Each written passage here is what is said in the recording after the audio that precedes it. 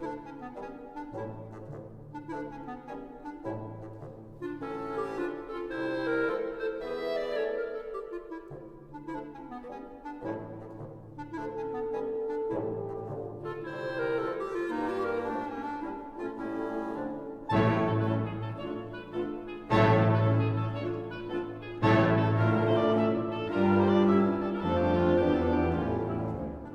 morning. It's Thursday, January 28th. And I'll just say one quick thing about the Republican Party.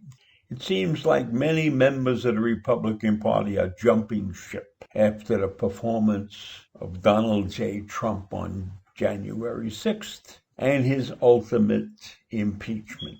I don't know what's going to happen with respect to the impeachment, but I think it was clearly justified. And so it will go to the Senate, and we don't know exactly what's going to happen in the Senate because the senators don't seem to realize that their party is coming apart and that they have members in their party who are conspiracy theorists. They have 2 members of their party from QAnon that were elected to public office. Now, when we start electing members of QAnon to public office, then you know that the party is coming apart by it seems. So the Republican Party has an awful lot of work to do in order to rectify the situation. Now, in other news from around the United States, our government is saying that $35 billion more in pandemic loans have been approved, but they are trying to fix program SNAGS. Now, here we are, 9 months into this program already, right? And there are still snags. They call them operational snags.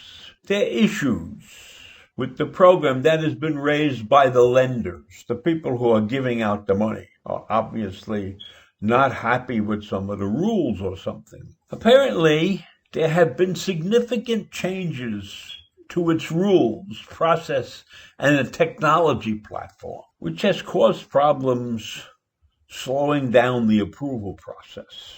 The situation, as I understand it, was caused when a company applied for a second PPP loan, and then they were stopped somehow by technical hurdles that the Bankers Association, the American Bankers Association, said. The lenders were receiving a high number of incorrect error messages when they submitted their loan applications.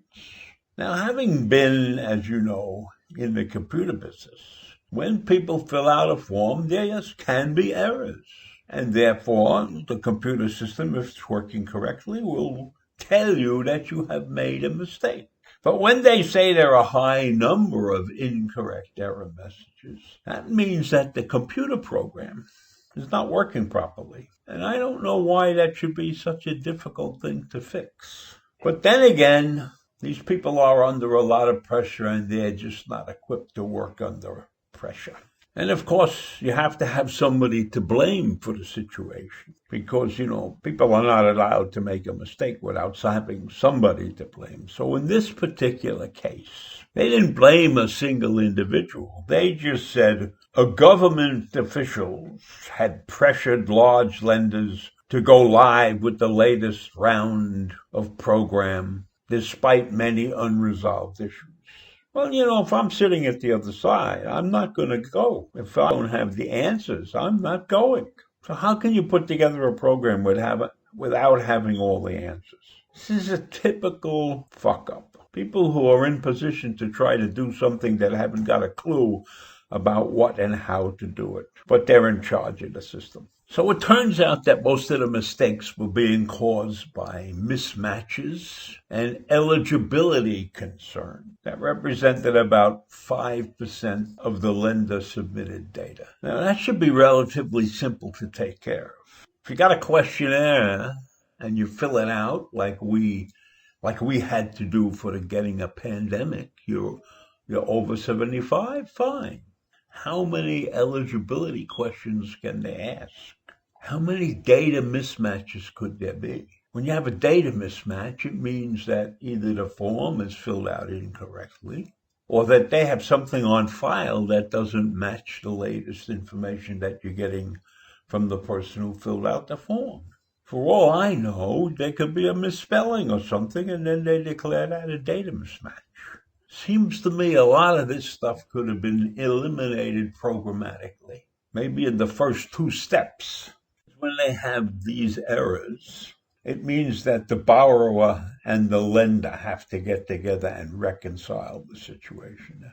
And that probably takes time. And who knows how they're getting together in this pandemic world? Are they Zooming one another to solve the problem? They certainly can't go and see people in person, I would think. And then, of course, if you have a masked guy and you can't see who he is, that could cause further confusion.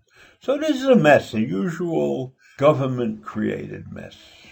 The wrong people in the wrong place at the wrong time. These loans have kind of tricky parameters because the lender may not have to pay the loan back. Because under the PPP, the companies that received the money must spend that money on eligible expenses.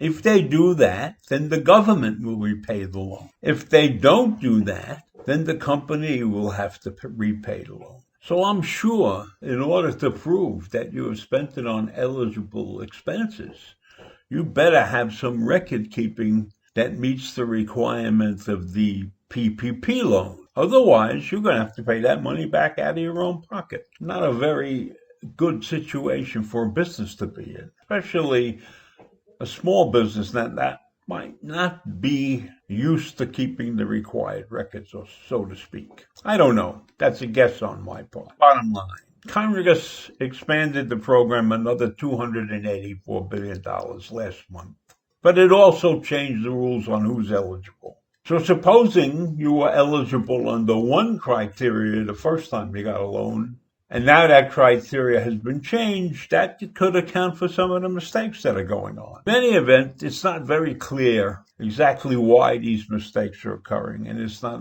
exactly clear why they changed all the eligibility rules. Of course, it could be that they decided that they left out some people, but in that case, they wouldn't have gotten a loan in the first place. So if this is confusing to you right now, imagine how confusing it is to the people that have to run this program. And of course, in addition to changing some of the rules, they also changed some of the processes for submitting and approving the loans. So once again, you have a monumental screw up because they didn't follow the simple rule, which is keep it simple, stupid. And I leave you with that, and I'll see you tomorrow morning. Bye.